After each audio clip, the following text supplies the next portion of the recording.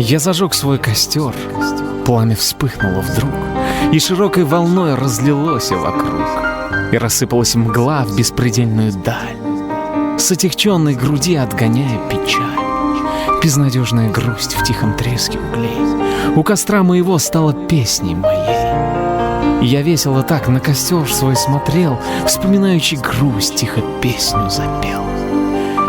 Я опять подо мглой, мой костер догорел, в нем лишь пепел золой от углей уцелел.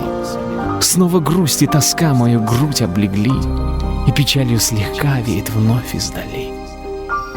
Чую, будет гроза, грудь заныла сильней, и скатилась слеза на остаток углей.